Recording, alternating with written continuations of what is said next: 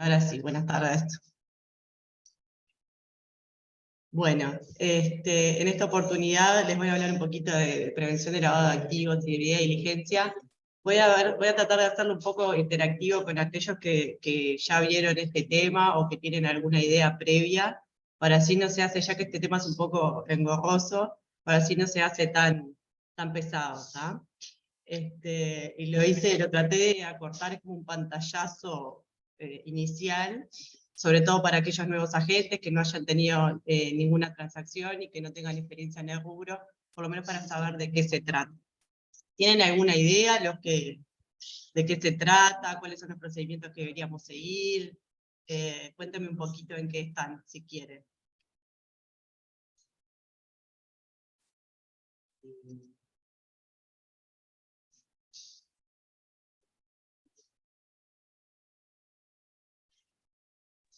Bueno, yo no tengo mucha idea, es nuevo para mí, sé que hay que hacerlo y que es responsabilidad del agente inmobiliario, pero en realidad no sé bien en qué consta.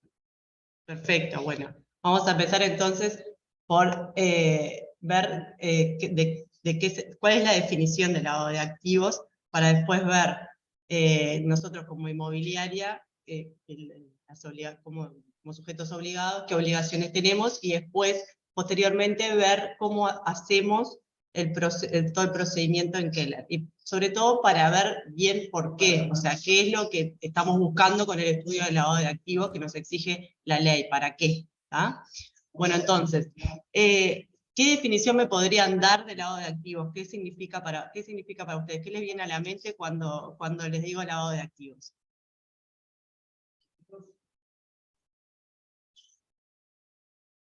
¿Qué tiene que pasar para que haya lavado, para que pase eso?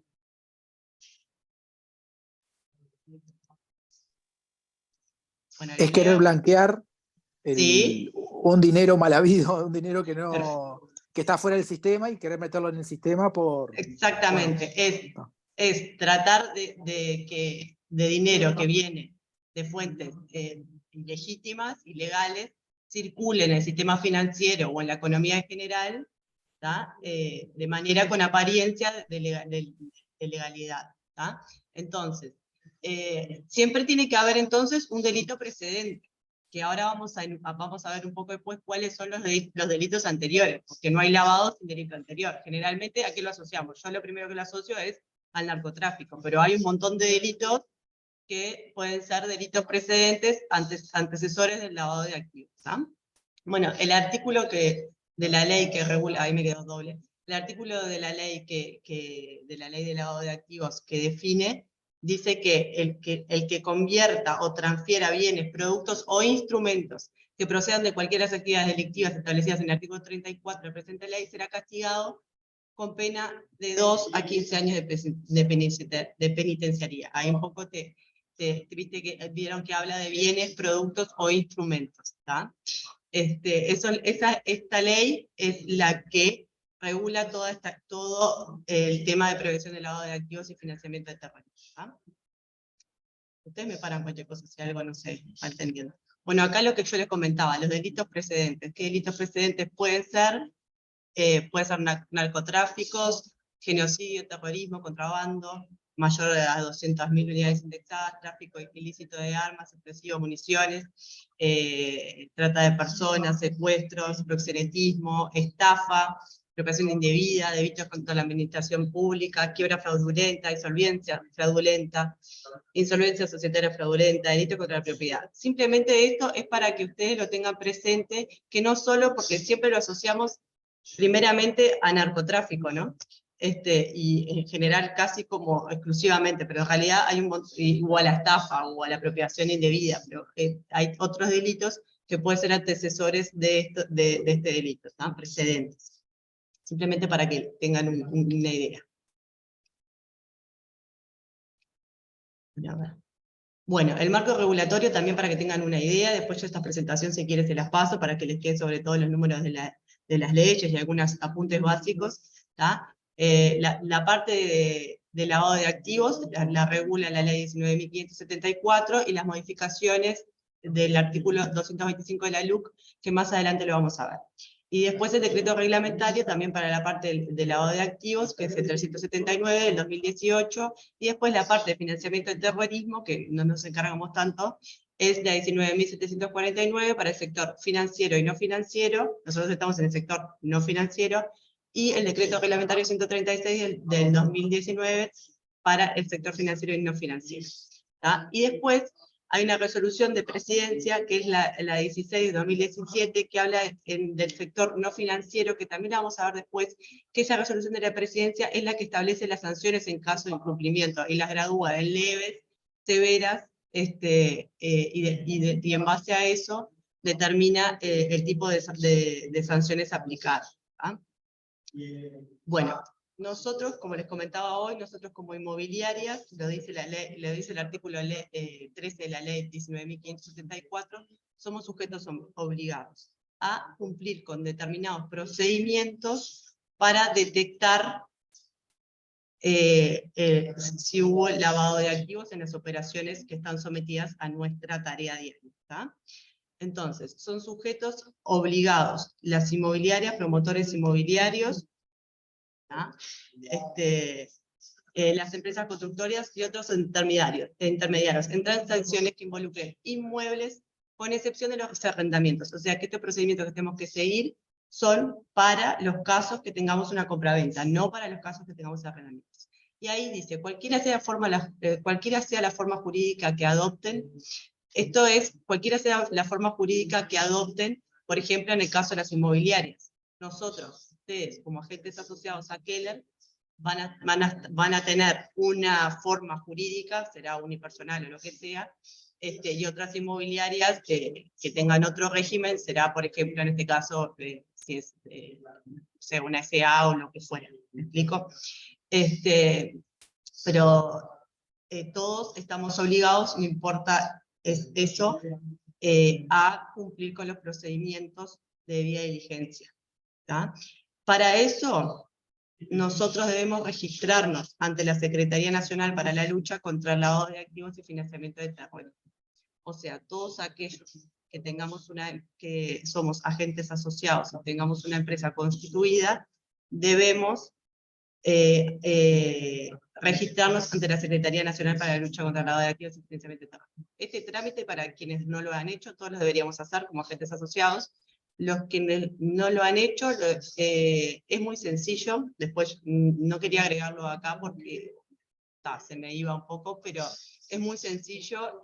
Se hace mayormente por, no sé si alguno de ustedes ya lo hizo, se hace por web, y luego hay que presentar una documentación de la empresa que se envía directamente por correo, y no es necesaria la presencialidad. ¿Tá? ¿Hay alguna duda por ahora? ¿Alguien que haya tenido experiencia, que haya hecho la inscripción? Sigo.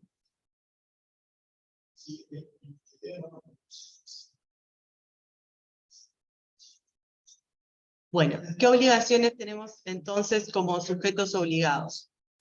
Una vez que nos inscribimos en la SENACLAF, tenemos ciertas obligaciones que debemos cumplir, ¿tá? Y estas son: implementar, en caso, por ejemplo, nosotros, para que lo vean más a gran escala, nosotros, Keller Williams, como rubro inmobiliario, debemos implementar políticas y procedimientos de debida diligencia para nuestros clientes que nos permitan obtener una adecuada identificación y conocimiento de los mismos. ¿Qué buscamos con todo esto? Reportar a la SENACLAF en el caso de que detectemos que alguna operación puede ser sospechosa de lavado de activos, y por tanto para ello el primer paso que debemos adoptar es identificar a nuestro cliente. ¿Tá? Después, ¿qué deberíamos hacer? Designar un oficial de cumplimiento. En este caso, por ejemplo, el oficial de cumplimiento somos las personas que estamos cumpliendo la tarea, que los estamos ayudando a hacer la tarea. Pero en el caso de que ustedes actuaran independientemente, el oficial de cumplimiento serían ustedes por sí mismos. En realidad, con su empresa serían ustedes. ¿Ah? Y después, queríamos hacer como empresa, que es lo que estamos haciendo ahora, capacitar al personal. ¿Tá?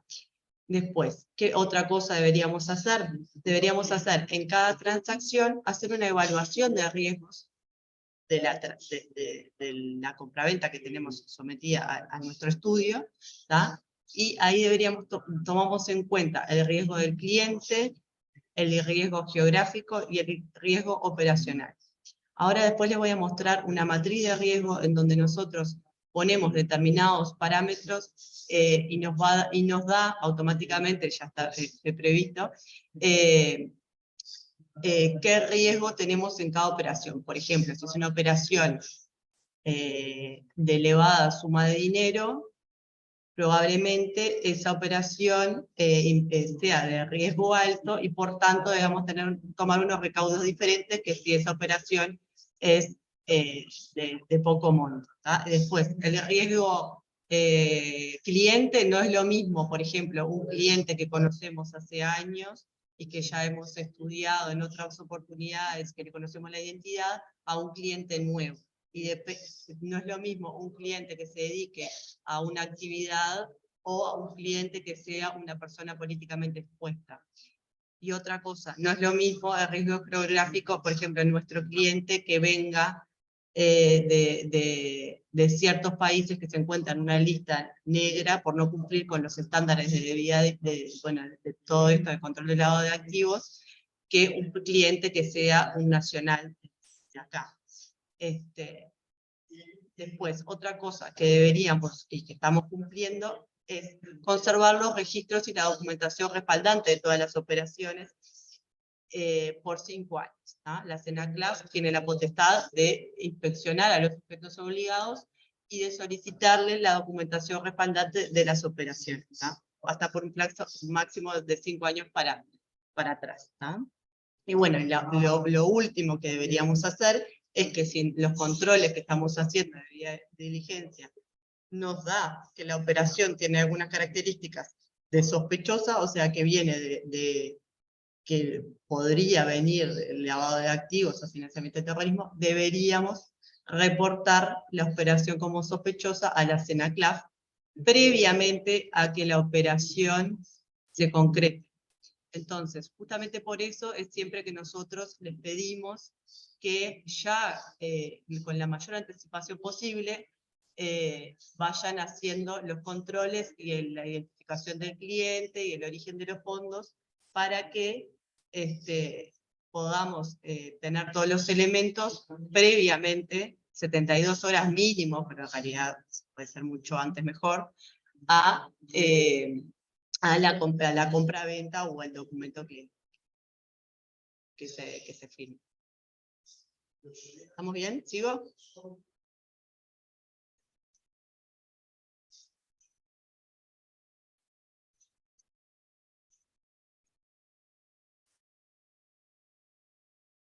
Bueno, ¿qué datos les debo pedir a mi cliente, persona física? Le enfoqué en la persona física. Sí, Nieves, me vas a decir algo, ¿no? Sí, quería acotar Sí, que, perfecto. si bien les hacemos una carpeta digital en la cual cada agente tiene acceso y lo puede tener de manera digital, es importante el resguardo físico, como decía allí en el punto de la SENACLAF, por 5 años. Nosotros lo que estamos haciendo es resguardando eso acá, preferiblemente los originales, aunque por lo general todo se entrega de manera digital, pueden requerir. Entonces, la idea es que nos puedan ir suministrando. Nosotros ahora vamos a habilitar una carpeta donde vamos a ir archivando cada operación de ustedes, de cada agente, de tal forma que el físico también tengan acceso a ustedes si los llegan a llamar, porque a fin de cuentas el sujeto obligado principal es el agente, aunque por supuesto nosotros como franquicia también de alguna manera tenemos responsabilidad porque acá hay un oficial de cumplimiento que debe velar para que cada agente cumpla con ese fin, ¿no? Lo tenga debidamente hecho. Así que acá es Eduardo Franchi, que a la hora de que ustedes lo llamen, a él también lo van a llamar porque él es el oficial de cumplimiento. Entonces, como hay una responsabilidad interna, es necesario que estén en resguardo acá. pero a su vez tienen acceso a todo en su carpeta digital. Gracias, Vir. Claro, en este caso particular, este caso es bien particular, porque tenemos un poco la responsabilidad compartida, porque si bien ustedes tienen que estar inscritos a la CENACLAF, los Market Center también tienen que estar, tanto Red como One también están inscritos y también tienen su responsabilidad, porque en realidad cada uno tiene un porcentaje de la operación. Por lo tanto, esto es un poco particular. Nosotros los ayudamos a hacer el procedimiento, pero la responsabilidad es compartida. Si ustedes, por ejemplo, si hubiera entre nosotros, si alguno de ustedes quisiera hacerlo por su cuenta, lo podría hacer perfectamente, siempre y cuando cumpla. Nosotros lo vamos a revisar, porque en realidad va a estar para las dos partes, implicaría para las dos partes. Si hay algún escribano que lo desea hacer, que lo quiera hacer por su cuenta, lo puede hacer, y compartimos la documentación y la información, y bueno, eso no hay problema. Nosotros es para facilitar, en el entendido de que no todo el mundo viene de este rubro, de que es algo un poco engorroso, que no es tan lineal, no es 2 más 2, 4, porque depende de la operación, de las circunstancias que vimos, los procedimientos y los controles que se tienen que aplicar. Entonces, en ese entendido es que, bueno, nos ayudamos para facilitarlo un poco, y además porque la responsabilidad es de tanto ustedes como de nosotros. Bueno, sigo entonces. En el caso típico, que no los quiero mezclar más, en el caso típico que su cliente es una persona física, no una persona jurídica, que es lo más común, puede pasar que tengamos una persona jurídica, pero bueno, en el caso normal tenemos una persona física. ¿Qué le debemos pedir? Le debemos pedir los datos identificatorios, no solo los datos, sino la copia del documento de identidad. ¿tá? Le podríamos pedir, y le deberíamos, diría yo, una constancia de domicilio. ¿tá? A veces esto parece sencillo, pero no es tan sencillo, pero le deberíamos pedir una constancia de domicilio. ¿tá? Después deberíamos determinar si el cliente actúa a nombre propio o a nombre de un tercero. En caso de que actúe a nombre de un tercero, obviamente que deberíamos saber los datos del tercero, y por supuesto el poder o eso que acredite que no actúa a nombre propio, sino que actúa a nombre de un tercero. Después deberíamos identificar al beneficiario final de la operación. ¿Qué es el beneficiario final de la operación? El beneficiario final es aquella persona física que aporta los fondos para realizar una operación, o en cuya representación se lleva a cabo una operación. ¿tá? O sea, por ejemplo, hoy vi un caso con una chica de One que compraban a nombre de unos chicos, pero en realidad el origen de los fondos se los daba a un familiar. Bueno, entonces el beneficiario final de la operación es el familiar, a quien debemos estudiar también es el familiar, que les dio ese origen, ese es el beneficiario final. Para los casos de las personas jurídicas, el concepto de beneficiario final de la operación es otro, es un poquito más engorroso la definición, es quien tenga el 15% de capital integrado. Bueno, ahí está todo especificado, las particularidades de beneficiario final, lo que implica en el formulario de debida diligencia. O sea, cuando el cliente, persona física o jurídica, vaya a completar la debida diligencia, está específicamente definido qué se entiende por beneficiario final. ¿ah? Bueno, después, otra cosa que deberíamos hacer, ¿tá? es la verificación en las listas. Esto es lo que hacemos nosotros. Tenemos un programa con el cual nos apoyamos, que con todos los datos del cliente y de la operación, los subimos a ese programa, digamos, y lo busca en un montón de listas, tanto nacionales como internacionales, para ver si esta persona tiene algún antecedente, por ejemplo, no sé, en Interpol, o estar en las listas de ONU, de terrorismo, y en un montón de listas lo busca hasta en Google, en otras búsquedas específicas, páginas específicas que se dedican a estos temas, nos hace una búsqueda como de 30 lugares. Entonces, y nos va a arrojar un resultado bueno, de que si esa persona está buscada o si tiene algún antecedente, de, no sé, por ejemplo, de bancarrota en Estados Unidos. Nos va a buscar todo, y en base a eso nosotros también podemos determinar, bueno, de qué cliente estamos hablando y qué acciones vamos a tomar. También deberíamos buscar, en realidad, esta verificación de listas de este programa ya te busca si la persona es políticamente expuesta o no. Pero si no, en la página de la CENACLAF y en la página de Banco Central hay específicamente un listado que se actualiza cada poco tiempo, pocos meses, de quiénes son las personas políticamente expuestas, porque se entiende que esas personas, tenemos que tener un recaudo especial con esas personas. Son, por ejemplo, todos, la gente que trabaja en organismos estatales, que tienen un cargo importante en organismos estatales, por ejemplo, en los diplomáticos. Otra cosa que le deberíamos solicitar al cliente es el origen de los fondos. Depende del monto de la operación, ¿qué le vamos a solicitar? En casos de que la operación no sea de poco dinero y además, por ejemplo, sea a través de uso de medios electrónicos, de transferencias, por ejemplo, bancarias, en donde el banco ya estudió el origen, en ese caso bastaría con bastaría con que el cliente declare en el formulario de debida diligencia de dónde vienen los fondos. En otros casos, vamos a tener que, además de hacerle del cliente declarar de dónde vienen, ver la documentación acreditante, que puede ser, por ejemplo, ahorros, pero lo tiene que respaldar con algo. Una compraventa anterior, una sucesión, un préstamo bancario. En el caso del préstamo bancario, como el banco ya le estudió, no necesitamos mayor información, simplemente informar que es a través de préstamo bancario. Y también deberíamos precisar el propósito de la relación comercial, si es para viviendas, si es para, justamente, si es para establecer un negocio, o bueno, u otros fines.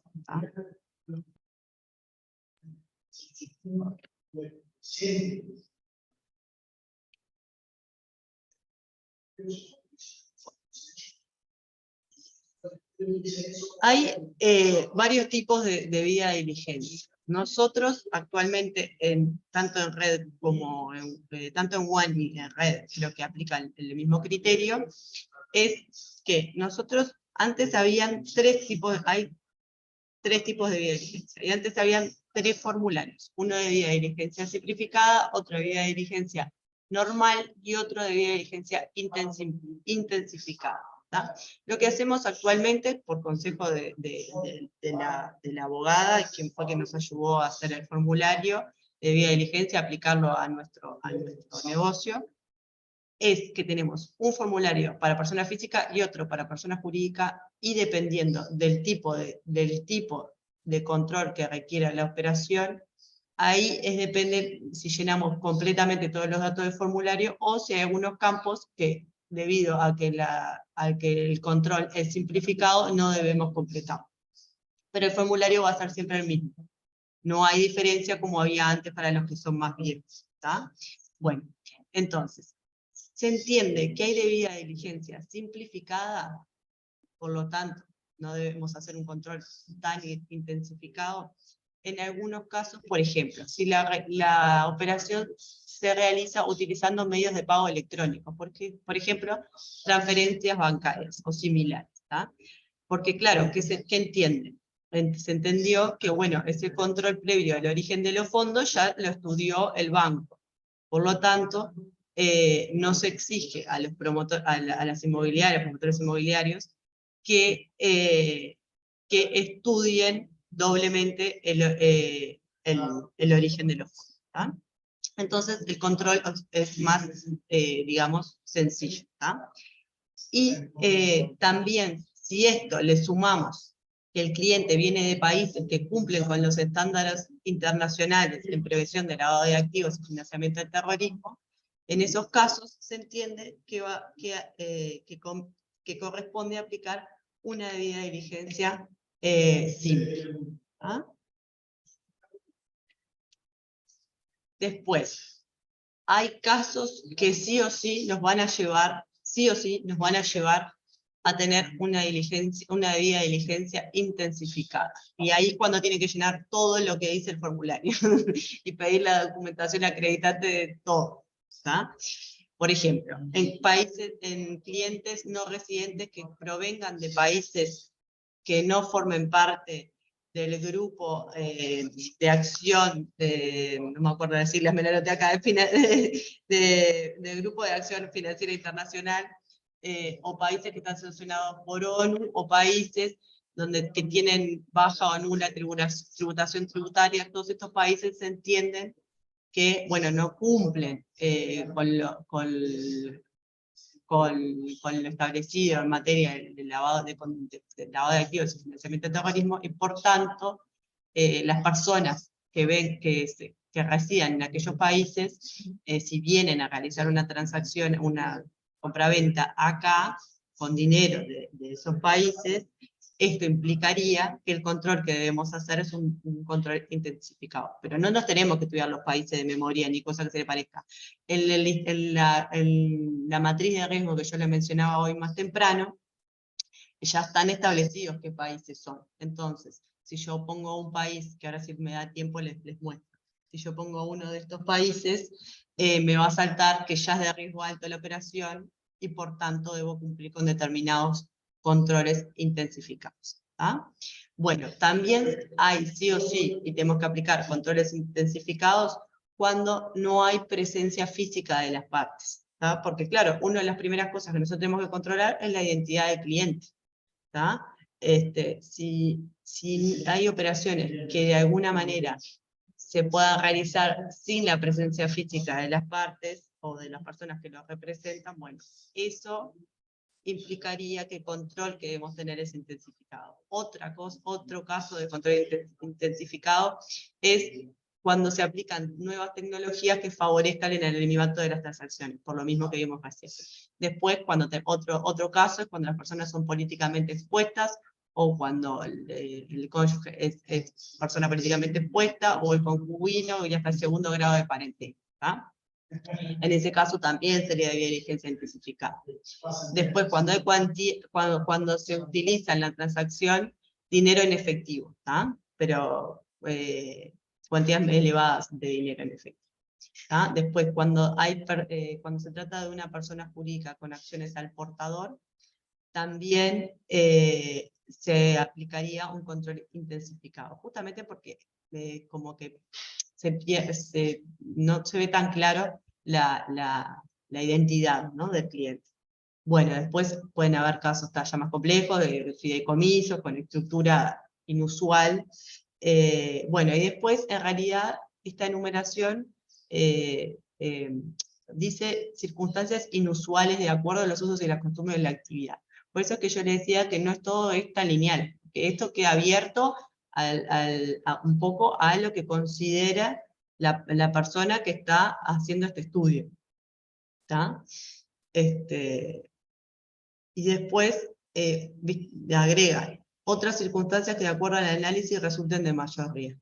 Ahora en este momento no se me ocurre, si se le ocurre a ustedes, qué cosas les podría dar a sospechar en una compraventa, bueno, que hagan, no sé, la otra vez Nieves creo que comentaba, no me acuerdo que comentaba, bueno, que puedan ser, no sé, diferentes, por ejemplo, un cliente que viene haciendo diferentes, si bien todas las operaciones pueden ser en sí mismas, pueden ser que no den lugar a ningún tipo de sospecha, pero si el mismo cliente realiza diferentes operaciones sucesivas, sin mayor justificación, bueno, ahí podría ser una cosa que se me ocurre que podría ser para estudiar y que implique un mayor riesgo.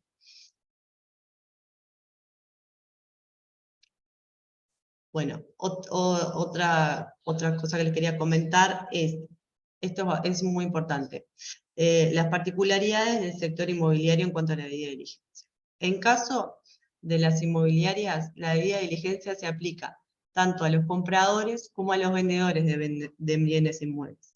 Y acá tenemos una diferencia con los escribanos. Los escribanos aplican la debida diligencia para los compradores de bienes inmuebles, y no a los vendedores. Entonces, pila de veces nos pasa, no sé si ya les ha pasado, pero a mí en One nos ha pasado, y yo lo que hago es mostrarles, mandarles a los agentes el artículo que justamente dice, en el decreto reglamentario, que dice que las inmobiliarias estamos obligadas a hacer la debida diligencia de nuestros clientes, ya sea comprador o vendedor. Y si tenemos las dos puntas, tenemos que hacer el comprador y el vendedor. Lógicamente que al vendedor no le vamos a estudiar el origen de los fondos, porque no hay origen de los fondos. El origen de los fondos lo aporta el comprador. Pero debemos hacer un estudio igual de en las listas del vendedor, ¿tá? Justamente para detectar, bueno, que quizás esa persona no se esté insolventando o esté vendiendo para... entonces también, acá después les paso, porque es muy importante, porque claro, a veces llegamos a la compraventa con el formulario de debida diligencia para el vendedor, y el escribano dice, no, pero el vendedor no, el vendedor, no, sí, el vendedor sí, el escribano no está obligado para el vendedor, pero nosotros sí. ¿Ah? Entonces, las cédulas, seguro, si es representante del poder, y los datos, obviamente no la parte del origen de los fondos, pero no hay fondos de parte, no vuelca fondos el vendedor. ¿Tá? Y otras particularidades del sector inmobiliario es, por ejemplo, en los casos de que se haga compraventa con crédito hipotecario, en realidad el sujeto obligado, o sea, solo debe acreditar que esa compraventa se hace con crédito hipotecario. Pero entonces el origen de los fondos está determinado por eso y no se pide mucho más. Ahora, por ejemplo, si el crédito hipotecario es por determinada cifra, pero hay otra parte, por ejemplo, que se pague en efectivo, bueno, se debe aplicar los controles de debida diligencia por esa parte. ¿Sí? ¿Se va entendiendo?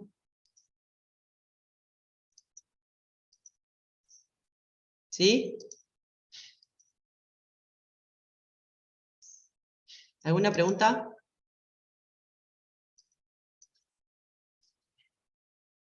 Bueno, después cuando hablamos, cuando se trata de, por ejemplo, hay una compraventa que es en dinero en efectivo, sí o sí vamos a tener que hacer una debida diligencia intensificada. Así como si hablamos de una compraventa mayor de $300.000, en ese caso también tenemos que hacer un control intensificado. Y en el caso de que la compraventa sea de que el control sea intensificado, siempre deberíamos acreditar de alguna manera constancia del estado civil de la persona física. Esa es una particularidad con la debida diligencia simplificada.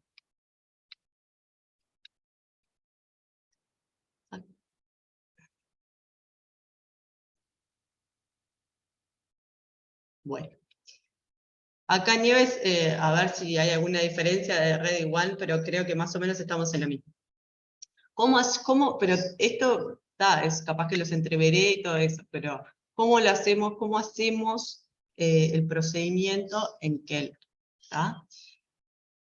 Una vez firmado, el primer paso, una vez firmado el boleto de reserva, lo debemos enviar junto con la planilla de operaciones a la DFI de cada market center y a la MCA o al MCA de cada market center. ¿Tá? De acá surgirá el análisis de riesgo que yo les comentaba hoy. A ver si lo puedo abrir, les muestro de qué se trata.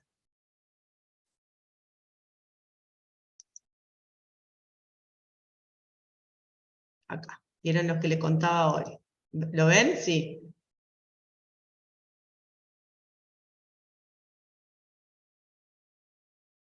¿Ven la planilla que les estoy mostrando?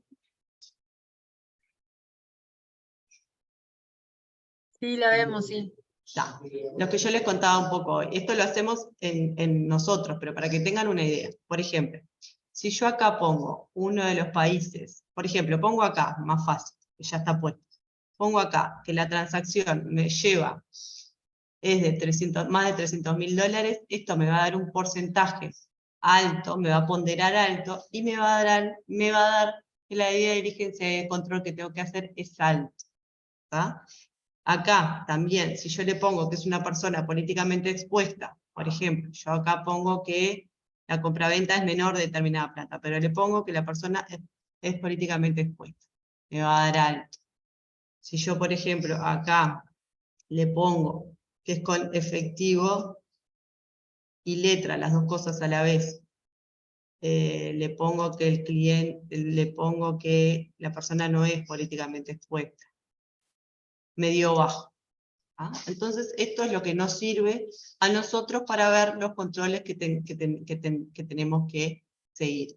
¿Se entiende? Para que vean un poco qué hacemos nosotros con la información que ustedes nos dan, ya con el boleto de reserva, yo puedo ir viendo de dónde viene el cliente, cuál es el monto de la operación. Estaría bueno ya ir sabiendo con el boleto de reserva si lo van a pagar en efectivo, con letra de cambio, con préstamo bancario, todas esas cosas. Entonces nosotros ya podemos ir determinando cuál es el riesgo de la operación y los controles que deberíamos adoptar. ¿Tá? Lo segundo es que en base a eso llenen el formulario. El formulario correspondiente de debida diligencia, como les comentaba hoy, es el mismo. Si es persona física, si es debida diligencia intensificada o simplificada, es el mismo, nada más que las cosas que voy a tener que completar son diferentes. ¿Tá? Y por eso, para eso le piden ayuda a mí o a la DPI del Market Center. Acá está el formulario, tiene que estar en el Drive con toda la información. ¿Tá? Para que llenen y vayan completando sus clientes, ya en el boleto de reserva lo podrían ir completando. La única información que no van a tener hasta luego de la firma va a ser los datos, por ejemplo, en el caso de la letra, o en el caso, los datos de la letra, o de los datos de la transferencia bancaria, de lo que sea. Pero todo esto lo pueden ir completando y firmado por el cliente. ¿Tá? Y ir pidiendo entonces la documentación respaldante en caso de que corresponda. ¿Ah? Que esta documentación respaldante tiene que ser, obviamente, siempre previo a la firma de la compraventa. ¿Ah? El oficial de cumplimiento, que bueno, en este caso, bueno, el encargado de cada market center que se encargue de este tema, va a hacer la búsqueda de los antecedentes, en esto que yo le comentaba hoy, en este programa que tenemos que nos ayuda, que busca en 30 páginas diferentes. ¿Ah? Que también de ahí nos va a saltar un riesgo. ¿Ah? Bueno, entonces, teniendo toda esta información, luego de la firma, ¿tá? Y como lo que les comentábamos hoy, deberíamos tener una carpeta, ya sea de las dos maneras, digital y física, de la documentación de todo el cierre. Esto es, todas las cosas que vimos recién, más la compraventa, o la promesa, o bueno, que se firme. Obviamente que de eso no vamos a obtener el original, porque se lo va a quedar el cliente. Pero del formulario de debida diligencia sí deberíamos tener el comprobante final, perdón, el formulario original. Bueno, a eso le deberíamos sumar la documentación respaldante del origen de los fondos, la fotocopia de la cédula del cliente, o bueno, el pasaporte, el documento de identificación, digamos. Y bueno, también ya más contablemente, pero en realidad corresponde, los datos, la información, bueno, de las facturas, las comisiones, de esa parte, porque así ya nos queda completo, ya no estamos hablando de diligencia, sino bueno, de ya tener todo el cierre completo. ¿Ah? Eso también, yo les mostraba acá, que Nieves me hizo y me lo compartió, a ver si ya lo tengo acá. Yo me había guardado acá. Nieves hizo una planillita de toda la información que deberíamos tener de la operación. Y acá vamos poniendo un tic, ¿ah? La planilla de operaciones, la copia de boleto de reserva posterior, fotocopia de la cédula de identidad, el formulario de la guía de diligencia, simplificada, normal, intensificada, esto ya vimos que ahora lo hacemos en un formulario solo, la fotocopia del origen de los fondos. Nosotros vamos a ir ticteando todo lo que nos falta. ¿Ah?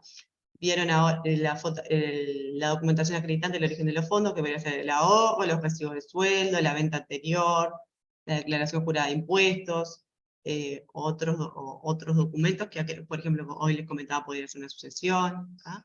Y la fotocopia respecto del medio de pago, puede ser una transferencia bancaria, puede ser una captura posterior impreso, la letra de, bueno, si es en efectivo no vamos a tener mucha manera más que aclararlo, letra de cambio, copias de la letra de cambio, bueno, ya es criptomonedas, ya como les comentaba, la factura de Keller, la copia de comprobante de la comisión, las facturas del agente y el documento de compra, o de promesa o de sesión de promesa.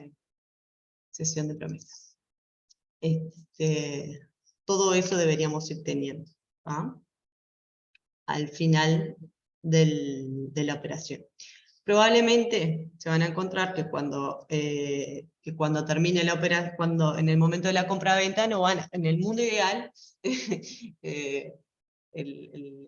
deberíamos poder quedarnos en el momento con una copia de la compra-venta, pero en general los escribanos en el momento no lo obtenemos, y sí, bueno, lo obtenemos después. Es importante que no se pierda, que no se quede después te la doy, que hagamos un seguimiento, o si no se la pidamos a nuestro cliente. Pero lo deberíamos tener justamente para a los efectos de los controles de la CENACLAP. Bueno, entonces, ¿qué pasa si nosotros incumplimos con hacer todo esto? ¿Ah? Primero, vamos a tener una multa que está establecida, que para los que hace un tiempo que están en One, no sé cómo los manejan en red, en realidad establecimos una multa de origen económico. Ay, perdón que tengo que mutear. Para aquellos casos de que se realicen, de que no haya un preaviso suficiente en la compraventa, por ejemplo, que nos digan hoy a las personas que estamos encargadas de hacer esto, que tienen una compraventa hoy. Porque, ¿qué pasa? Nosotros tenemos que hacer todos estos controles con una antelación suficiente, porque si no, no sirve. Porque, por ejemplo, si yo detecto que la operación, si yo tuviera que reportar la operación como sospechosa a la CENACLAP, lo tengo que hacer con 72 horas de anticipación al cierre. Entonces, si me dicen de hoy para hoy, ese control que yo, por más que lo pueda hacer, carece de validez. ¿Me explico? Entonces voy a quedar sujeto a sanciones, no solo yo, o sea, no solo Keller, sino que la gente también. Entonces, yo sé que hay veces que les dice el escribano de hoy, no le va a decir de hoy para hoy, le va a decir de hoy para mañana. En realidad, por eso nosotros tratamos de manejarlo con anticipación, en el sentido de que ya cuando estamos en boleto de reserva, ya deberíamos empezar a hacer los controles y hacer las búsquedas, para que no pase esto. ¿Ah? Y por eso siempre informar y mantener al tanto de cómo van las negociaciones a las DFI, a la persona que se encargue de hacer este control. ¿Ah? Porque yo a veces nosotros ponemos en nuestro reservómetro de operaciones, por ejemplo, miro un boleto de reserva y dice 90 días. Entonces yo le pongo fecha estimada de cierre de acá a 3 meses. Estamos, bueno, junio. Pero eso puede variar, o sea, yo no voy a tener esa fecha, pero a veces las partes, por más que pueden pasar cosas no sé, paros en el registro, o que las partes acuerden que no se van a aplicar multas por alguna razón y se estiran los plazos. Entonces, ustedes tienen que mantener siempre informado a la persona de cuándo se va a hacer el cierre. ¿Tá?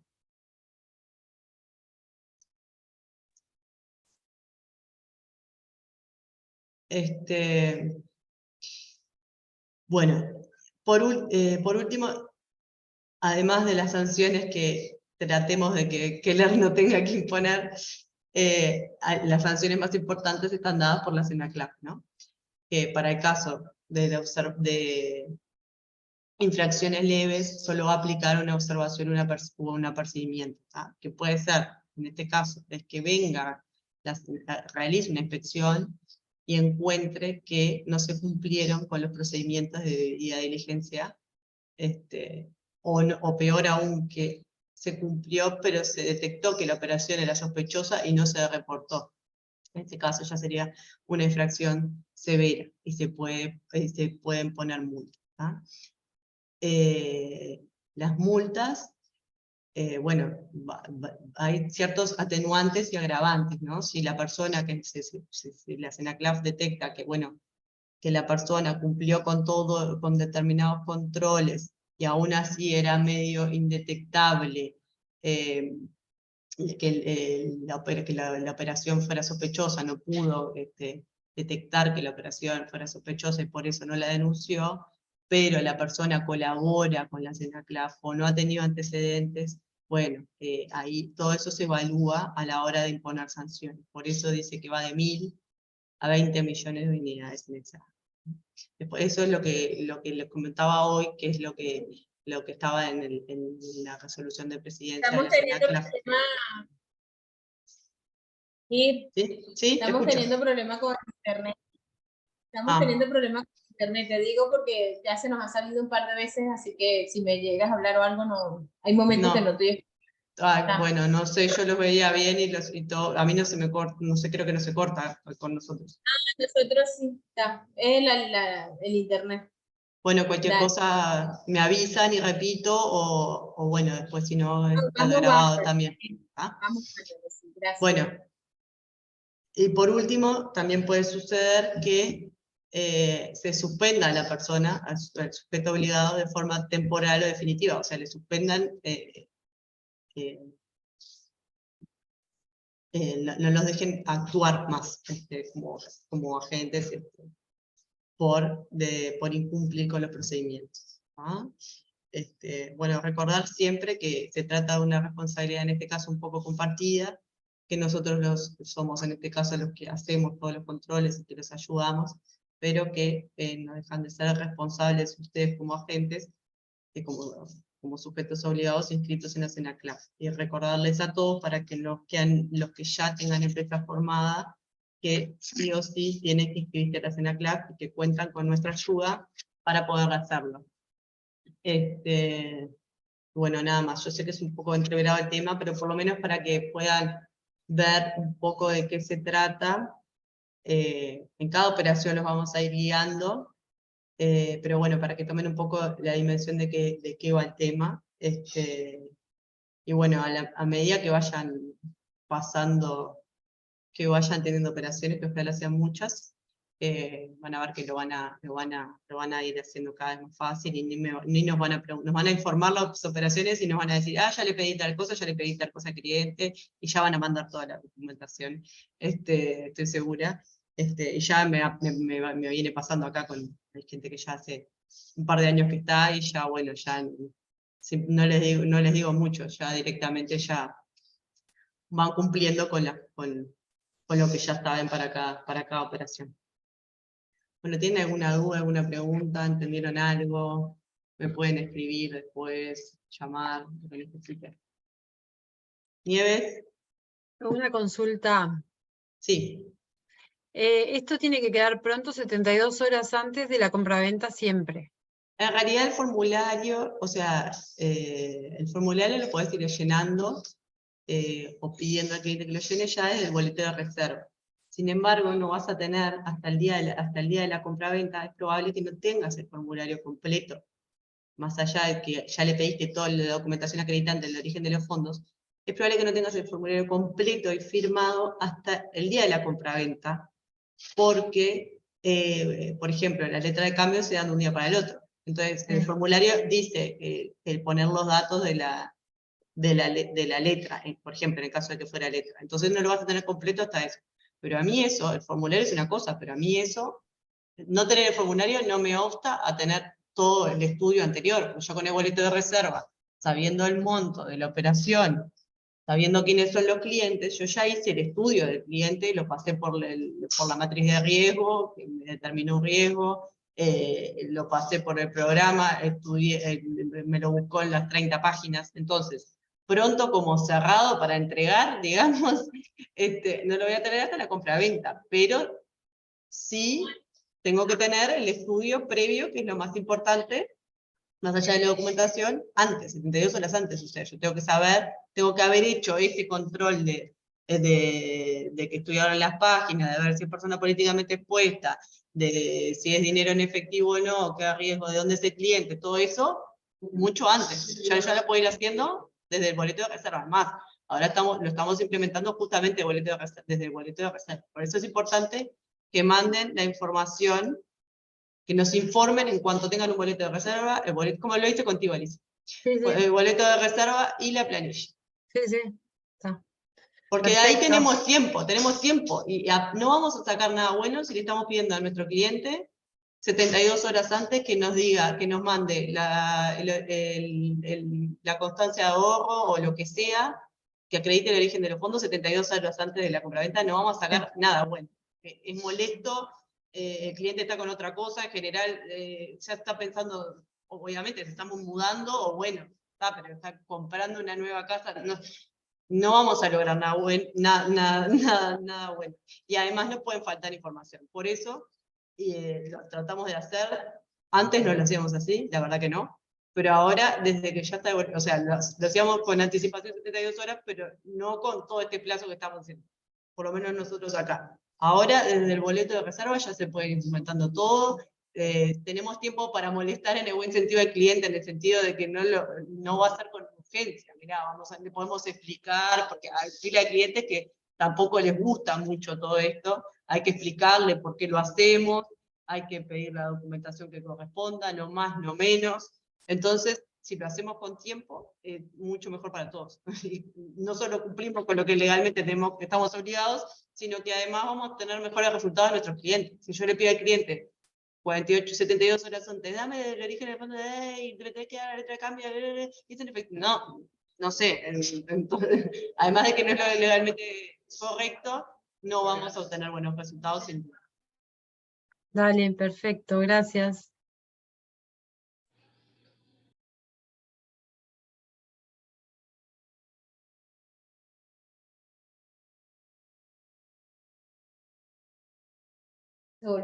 Gracias, Vir.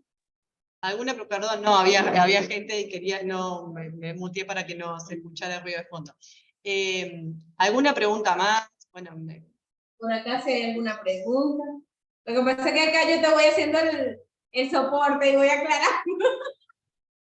Pero si hay alguna duda, hágansela. no sé, si usted, o sea, espero no haberlos entreverado, pero bueno, Ah, buenísimo. y aportarles alguna información extra, y bueno, igual estamos ahí para ayudarles. ¿Verdad? Tenemos la grabación por cualquier cosa. Tenemos la grabación, en este momento paro la grabación y después ya se la bajo y se las comparto. ¿Está? Gracias, Vir. No, gracias a ustedes y a las órdenes. Muchas gracias. Chao, chao.